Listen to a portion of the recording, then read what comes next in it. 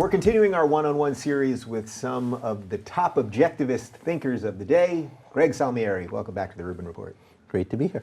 One of the top objectivist thinkers of the day. How does that make you feel? It's not my line, Yeah. but it is. But you are. Yeah, it's been kind of, this is a community or a movement I came into, a philosophy I've been interested in since I was in college, and a community of people that, you know, every community has its pluses and minuses, but I really liked the way they valued my mind and the minds of some of the people who I thought were really truth-seeking, and it's been a pleasure to kind of become more of a person who has a chance to shape that community and how it presents, how these ideas are presented. Yeah, and you are an all-star of these ideas. For people that haven't seen it, on my channel we have a video that we did, a live event with Jordan Peterson, where you guys really, for about an hour, got into the meaning of truth and can value be derived from fact and all of these things. And you guys really had a good exchange. So I would welcome people to watch that. But what we're going to talk about today is what's going on in the political culture and how can we maybe make sense of it through an objectivist lens. So I guess broadly, how would you lay out what you think is happening sort of politically right now? Yeah, I think, you know, it's always an issue of on what time scale do you talk about it. So you hear a lot of every generation, it's going to hell these days. And this is the most important election ever. I know, and sometimes it is. I think this last election was very important. But and it's very hard to get perspective on times. And we're all, you know, you're in your filter bubble with your community, but also just where you are in history. One thing I wrote in a book, a companion to Ayn Rand that I edited, I co-wrote some of the chapters, wrote some of them, and one of them was on her take on the period she was living through, and particularly when she was writing a lot of essays in the 60s and 70s. And I wanted to get a sense, you know, she didn't like any of the presidents or politicians, but like, was each one worse than the next, or did she have a view of the arc? And looking back on writing that article, in addition to learning about her views, I just wanted to know, like, what was going on in the 60s. And you know, there was a lot of violence on campuses. There were riots. There, you know, in the 70s, there were like, the Weathermen was like a terrorist group of sort of leftists in America. So I don't know that, you know, we're at a uniquely bad time now. I think things got a lot better since the late 60s. Rand had a view about why, and that the McGovern's catastrophic loss kind of took the air out of the New Left movement in a way. And I think, I'm no historian, but I think there's some plausibility to that. But it's not like things have just been getting worse and worse, and now we're in the new low. But I do think there's something distinct that's been happening in the last few years, that things have gotten uglier again after a period where there was you know, in some respects things were getting better. There had been since the 70s, as much as those of us who are free marketers think we're not living in capitalism, and we're not, and think a lot of regulations are getting worse and worse, there had been respects in which the liberals who criticize the neoliberalism, the leftists who criticize neoliberalism, and were right that, you know, free trade, everybody left and right thought was good, and all the politicians were working for it. So in the economic realm, there were ways in which we were getting freer. In the social realm, I think gay rights, just that gay marriage is like just normal now. And, you know, in our memories, it was not, and unthinkable, and legalization of drugs. And yeah, I mean, think about it. Barack Obama, his first term, ran against gay marriage. That's not even that long ago. Right. Things move. So I think there has been movement on a wide range of issues in a positive direction, and as well as, you know, if we look macroscopically over 20 years, as well as in a negative direction. And it seems, though, to me, in the last 2 or 3 years, everything's just turning bad. And why that is a little hard to get a handle on. It might be that the technology and the kind of empowering of more voices and are not having the, it requires the development of new skills to filter out what voices to be listening to when that happens. That might be a part of it, but in the last, basically from Obama's second term, I think there's been much more of on the left, a kind of stepping up of something that was there all along, but has gotten much more central and much more in the foreground. And what would you say that is? Which is the, some you call it the oppression Olympics, but the idea of phrasing everything in terms of group privilege and who is the oppressor and who's the oppressed. and thinking not in terms of what rights do people need to make their lives better, but who should be resented for our ills. And I think more and more, that had always been a part of leftism, but I think that had become more and more the central message, more and more the idea that was popular in the 60s of direct action, and citizens taking over property, pulling down, not just advocating that certain statues should be removed, which I think the Confederate memorial should be removed when they were on government property, but the tearing them down, literally against, which people did at UNC Chapel Hill, where I used to teach. This kind of thing, this kind of violent mob mentality, where it's one mob against the other mob, I think we've been seeing really become much more predominant on the left. And then I think we're seeing the same kind of mentality on the right in the kind of MAGA perspective. The fact that right-wing politics has become dominated by what I think is paranoia about immigration. I mean, whatever your views on what the right immigration policy should be, we're not in a period where there's a particularly lot of immigration. There's less than there's been in the past, even in the recent past. And yet somehow there's this crisis or siege mentality. A lot of scapegoating. It's the immigrant groups, it's the Chinese. It's the same kind of mentality you see from the left. It's the white men, it's the straight cis people. This resentment, grievance politics, I think we're seeing on the left and the right, and it's frightening. And I think, yeah, go ahead. Well, how does something better be born out of that? Because I see that. I mean, even before Trump's election, I kept saying, if the left is going to go this bananas, you will get Trump, and then you will just have a match made in hell. And I think in the last 2 years, we've seen that, because we have plenty of evidence over the last couple weeks even that the left is just going to continue on the identity politics part, and then Trump is what he is, whatever that is. He is what it is. So for the most of us, though, that have a little nuance, have a little gray area, want to discuss this stuff maturely and honestly, where's the path? So I think there are two things. One is to really distance yourself from the teams, from the left and the right. I think a lot of people have the idea that whatever side they're on, they think of themselves as, I'm a rightist, I'm a leftist. There's a tremendous amount of ideological diversity on their side. Yeah, there are some crazies who think X. There are some sensible people like me and my friends who think Y, and we're most of them. And there are these other people with these other variants. But on the other side, they're a monolith. It's just the people who think Z, and they're apologists. And they've got their agenda, and they're trying to establish it. And I don't really think that's true. I think there is a kind of set of ideas that's in the culture that's driving cultural change, sometimes for better and sometimes for worse. But I think those ideas are usually shared by both parties. And the things that unite the parties are much more their opposition to one another than they are actually, so for example, I know a lot of people who vote consistently Republican who couldn't care less about immigration, who've got no problem with gay marriage, who've got no problem with, or pro-abortion.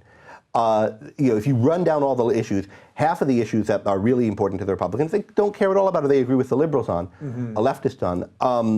Can you say that the other way, though? Because I do see that. Yeah. I think on the conservative side, which is more historically where I come from, like when I was a teenager, I would have thought of myself more as a non-religious conservative, whereas I don't think of myself as either now.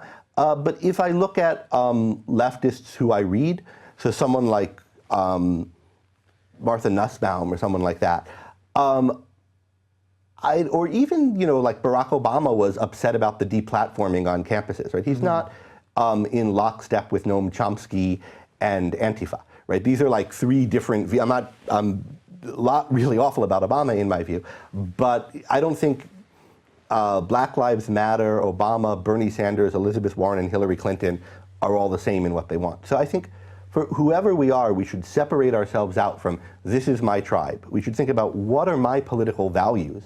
And then why in this election or bunch of elections do I think this side is the one to support? Because when you think that way, you don't get touchy about, you got to defend your guy at all costs, whoever your guy is. And then the other part I would put about that is, have more of a focus on values than on grievances or antipathy. Think about, we were talking in an earlier, the country's for the pursuit of happiness. The politics is about freeing you to pursue your happiness. What is the happiness I want to pursue? And then what political system do I think is needed for that? Really have the focus there, including on and this is what I think's really gone missing from our politics recently, valuing those existing aspects of America that do promote that. Because if you look at like all the places you could be living and all the times you could be living, I mean, you know, maybe you think America 5 years ago was better than now, but you don't want to be, I mean, you know. Right, we're talking about that much of a difference. Right. You don't want to be even like 1776 or just after the Civil War when slavery was ended, which was a real abomination. These are periods that in a way I think are better than now politically in terms of the core political philosophy that was guiding the culture. But if you were black, if you were a woman, if you were anyone who loves women or wants the full human potential to be realized in people, I don't want to go back to living then. So there's a lot good about now. Both in the principles that are accepted, but also just like the institutions we have. Little things like that we have a kind of rule of law that's often compromised and has problems, but it's not like Pakistan.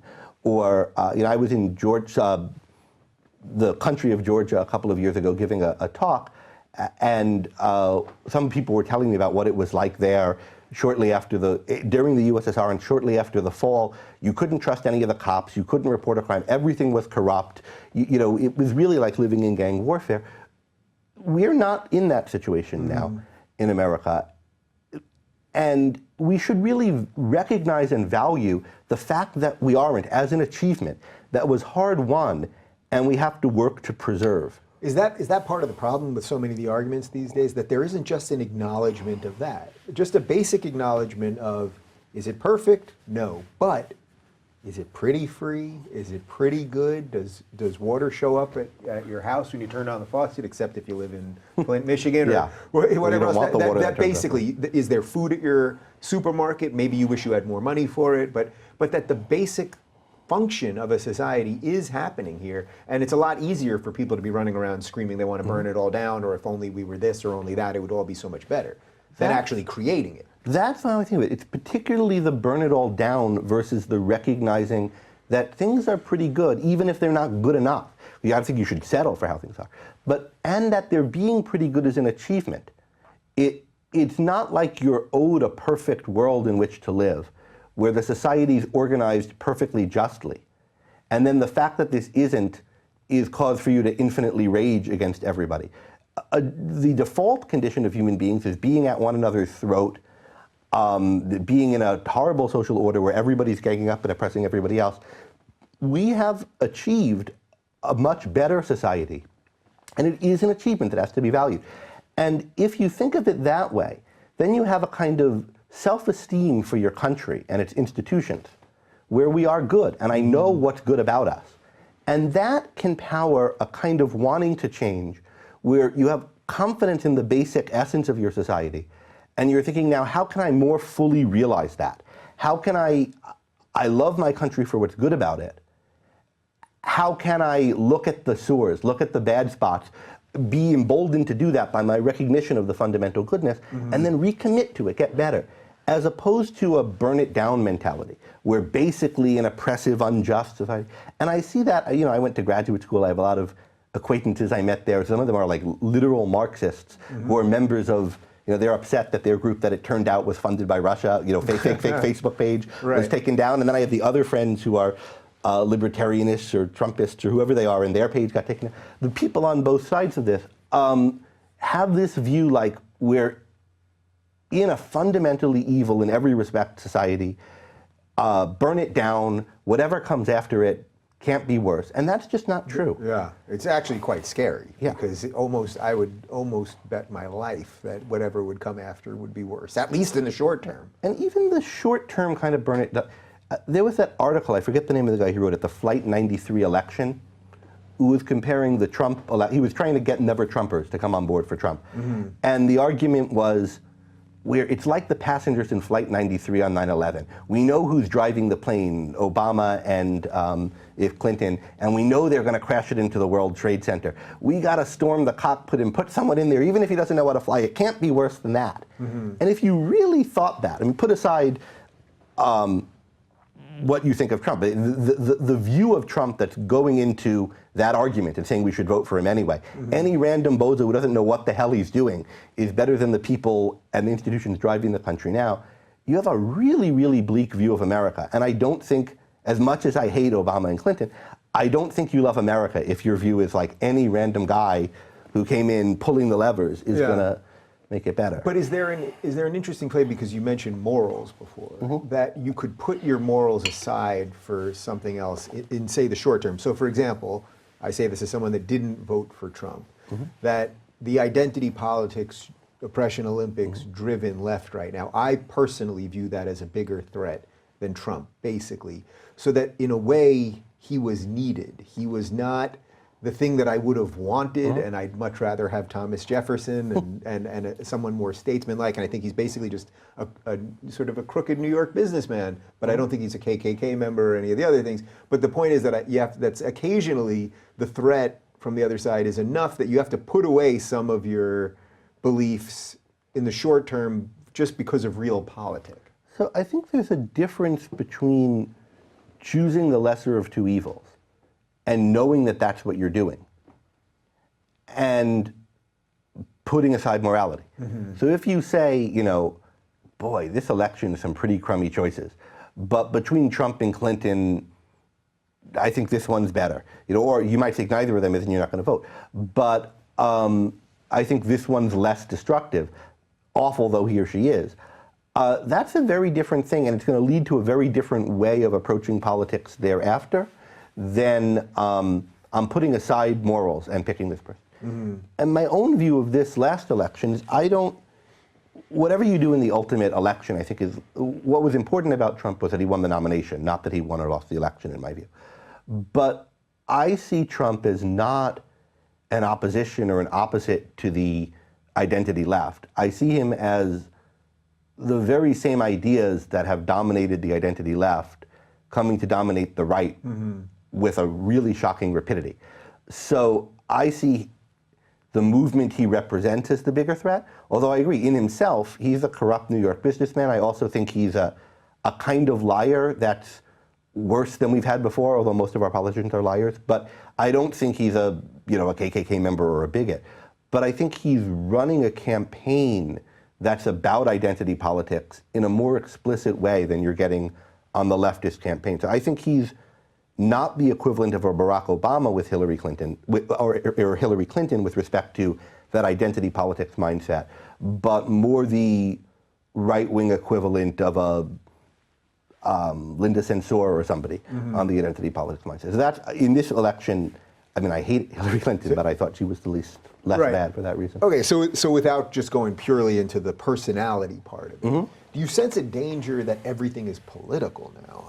That's starting to me to be the bigger thing here, that the obsession with every little decision politicians make, every little tweet that they send out and then delete, every move that they make, as if it's all so important for our ability to function. The personal is political, yeah, that's an old leftist motto. Yeah, I think there is some of that. And one part of it is that we have a kind of access to our politicians, or maybe that they have to us, that we didn't have before, with their tweeting out. They're not just making position statements every now and again. And then all these journalists are watching the tweets and following them in real time. And you're getting a lot of bogus-y kind of stories.